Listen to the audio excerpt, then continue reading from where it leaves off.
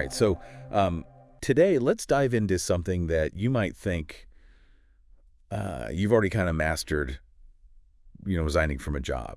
Okay. But we're going really deep on this today. Right. Beyond just the don't burn bridges basics. Right. Our source today is this Rezoom article called 2-Week Notice Letter, How to Write One and Why It Matters. Okay. You said this in, so what are you hoping to kind of get out of this deep dive with us today? Yeah. Are you looking for some like kind of ninja level resignation strategies? Yeah. Is that what we're saying? Yeah, like, is there a secret handshake or something? Yeah. That we need to learn before we quit? Okay, well, it sounds like you're ready to move on, Yeah. beyond the standard advice. And that's smart because this article, it's not just about being polite. It's about how this resignation letter can really be a strategic tool. Okay. It's almost like a mini resume for your next move. Interesting. Okay, so it's not just about, like, leaving. It's about positioning yourself for what's next. Exactly. Yeah, it argues that even if you are leaving on good terms, there are still these subtle ways to highlight your accomplishments or the skills that would be relevant to that next employer. Right. Almost like you're planting seeds for future opportunities. So you're saying it's not just about tying up loose ends. It's also about strategically showcasing your strength. Yeah. Is that something that most people kind of miss? I'd say, so most people focus on the mechanics, the date and the salutation and the thank you part. Right. But they don't leverage the full potential of the letter. The letter's potential, yeah. Yeah, think of it this way. How many times have you read a resume Yeah. and thought, okay, this tells me what they did, but not how well they did it? All the time, especially when you're trying to compare candidates. Yeah. So a well-crafted resignation letter can kind of bridge that gap. Okay. It lets you add context to your accomplishments and demonstrate your value in a way a resume can't.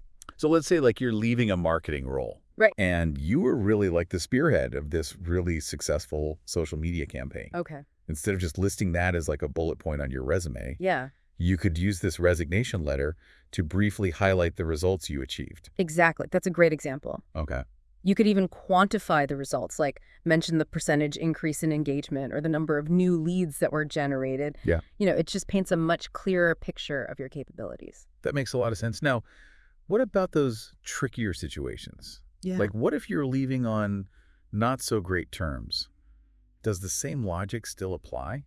It gets more nuanced for sure. But even then, Okay. you can use the letter strategically, for example. Instead of dwelling on the negatives, you can focus on the skills that you developed or the challenges that you overcame. So even in a less than ideal situation, there's a way to kind of frame your experience positively. Absolutely. It's about highlighting your resilience, adaptability, and problem-solving skills qualities that any employer would value.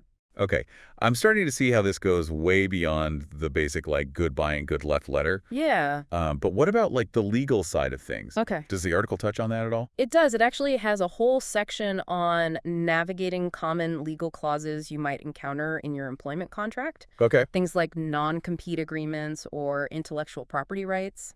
That's something people don't often think about when they're, like, drafting their resignation. Right.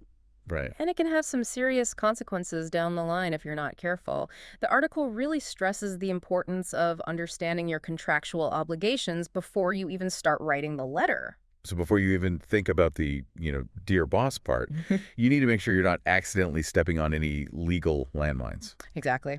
It might even be worth consulting with a legal professional if you have any doubts about specific clauses in your contract. That's solid advice. Yeah. It's better to be safe than sorry, especially when it comes to legal matters. Definitely. And the article doesn't stop there. It also dives into the often overlooked topic of negotiating severance packages. Oh, now that's something I've always been curious about. Is it really possible to negotiate a better severance package? It definitely is. And the article provides some really helpful tips on how to approach those negotiations. Okay, I'm definitely intrigued. Now, tell me more about these negotiation strategies. Well, one of the key points the article highlights is, knowing your worth. Okay. Do your research understand the average severance packages for your industry and position? So don't just walk into the negotiation blind. Right. Arm yourself with data. Exactly. And don't be afraid to ask for what you deserve. Okay. The worst they can say is no. But they might say yes. That's the exciting part. What other negotiation tips does the article offer? It also stresses the importance of timing. Okay. When you resign can impact your negotiation power. For example, if you have a critical project wrapping up, your leverage might be higher. That makes sense. If you're essential to the company's short-term success, they're more likely to be flexible with your severance. It's all about strategic timing. Right. And remember, negotiation is a conversation, not a confrontation. Approach it with a professional and collaborative mindset. So even though you're leaving, you still want to maintain a positive relationship with your employer. Exactly. You never know when those connections might come in handy down the line. It's all about playing the long game, isn't it? Building and maintaining those professional relationships. Absolutely. Now let's shift gears a bit and talk about the emotional side of resignation. This is something the article doesn't explicitly address, but I think it's crucial. Oh, for sure. Resigning can be a roller coaster of emotions. You've got excitement for what's next, maybe some anxiety about the unknown, and possibly even a bit of guilt about leaving your team behind. Exactly. And those emotions can impact how you approach the entire process, from writing the letter to having that final conversation with your boss. So how do you recommend navigating those emotional landmines? Well, first and foremost, acknowledge those feelings. Don't try to suppress them. Talk to someone you trust, a mentor, a friend, a career counselor. Having that outside perspective can be so valuable. It helps you process your emotions and make more rational decisions. And remember, it's okay to feel a mix of emotions. It's a big transition, and it's natural to experience a range of feelings. So don't beat yourself up if you're not doing a victory dance 24/7. It's a process. Exactly. And remember, even though you're moving on, it's important to show appreciation for the experiences and relationships you've gained. That ties back to what we were talking about earlier with the resignation letter. Even if you're not thrilled about leaving, there are always positives to acknowledge. Right. And expressing that gratitude genuinely can help you leave on a more positive and fulfilling note. Okay, so we've covered a lot of ground here. Strategic resignation letters, legal considerations, negotiation tactics, and even the emotional roller coaster that comes with quitting a job. It's more than just saying goodbye. It's about navigating a complex transition with professionalism, grace, and a strategic mindset. I love how you phrase that, navigating a complex transition. That's exactly what it is. And this deep dive has definitely given me a new perspective on the entire process. I'm glad to hear that. So reflecting on everything we've discussed, what stands out to you as the most surprising or valuable insight? Honestly, I think it's the idea of using the resignation letter as a tool for future career growth. I've always seen it as a formality, a way to wrap things up neatly, but now I see it as an opportunity to showcase my strengths and subtly position myself for what's next. That's a great takeaway, and it speaks to the larger point that every interaction in your career, even those that seem like endings, can be leveraged for future opportunities. It's all about being intentional and strategic, even in those moments of transition. Exactly. And on that note, I think it's time we wrap up this deep dive. Yes, let's leave our listeners with the final thought-provoking question. How can they apply this knowledge, not just when resigning, but throughout their entire career journey?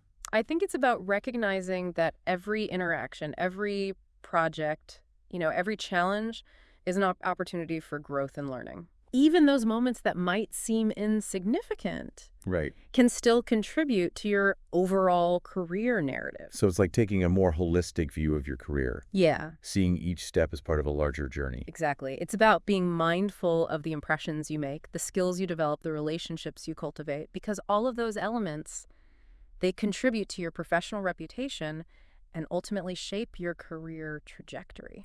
Yeah, I'm thinking about that advice you gave earlier about using the resignation letter to highlight your strengths.